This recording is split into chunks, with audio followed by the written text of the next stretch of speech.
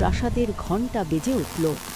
রাজা দেখলেন পাশের বিছানায় রানী নেই, শুধু এক মুঠো ভিজে বালু পড়ে আছে।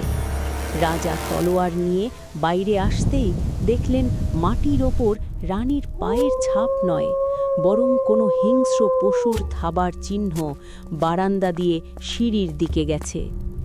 সেই ছাপ অনুসরণ করে রাজা প্রাসাদের গোপন ভূগর্ভস্থ কক্ষে পৌঁছলেন। দরজার ফাঁক দিয়ে দেখলেন রানী একা একটি আয়নার সামনে দাঁড়িয়ে নিজের সাথেই কথা বলছেন। হঠাৎ রানী আয়নার দিকে হাত বাড়াতেই ওপার থেকে অন্য একটি হাত বেরিয়ে এসে রানীর গলা টিপে ধরল। রাজা চিৎকার করে ভেতরে ঢুকলেন, কিন্তু ভেতরে কেউ নেই।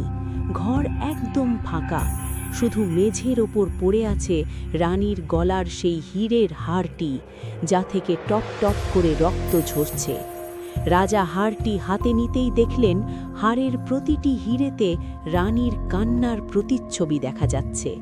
ঠিক তখনই পেছন থেকে কেউ বলে উঠল, মহারাজ, ওটা ছুঁবেন না।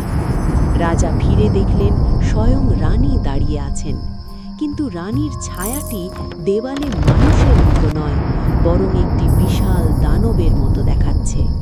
রানী হাসি মুখে বললেন, আমি তো এখানেই ছিলাম।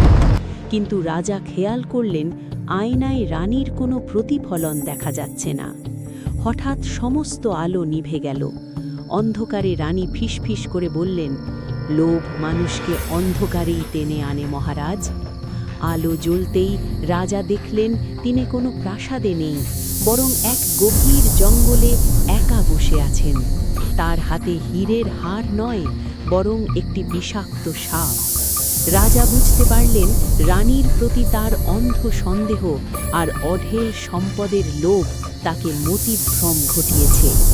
যা তিনি দেখছিলেন তা আসলে তার নিজের মনেরই প্রতিফলন।